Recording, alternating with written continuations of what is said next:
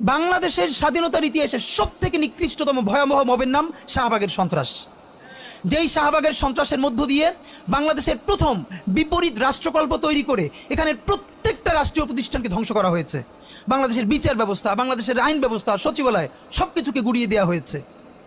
সেই শাহবাগ সন্ত্রাস না, সেই শাহবাগ মব না, সেই শাহবাগে প্রত্যেকটা জাতীয় দৈনিক প্রথম পাতায় লিড নিউজ করেছে তারা কখন মোম জ্বালাচ্ছে। আমি নিজে দেখেছি, শাহবাগে তো দিনের পর দিন আমি দেখেছি।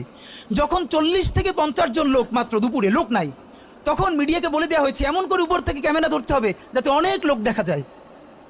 সেভাবে করে করে লোকানো হয়েছে, প্রত্যেকটা গার্মেন্টসকে বাধ্য করে লোকানো হয়েছে। আমার বিশ্ববিদ্যালয়ে, তখন আমি ঢাকা বিশ্ববিদ্যালয়ে পড়ি, আমার ছাত্রলীগের যারা আমার সহপাঠী ছিল, ওদের রুমে dry cake, 7 up, Coke, Sprite, biryani দিয়ে ভরা থাকতো। শাহবাগ হলো পৃথিবীর এমন একটা আন্দোলন যেইখানে কাচ্চি থেকে শুরু করে সমস্ত খাবার দাবার দিয়ে আন্দোলন করা হয়। তো ওরা সব রুমে নিয়ে আসতো যেগুলো এক্সট্রা থাকতো।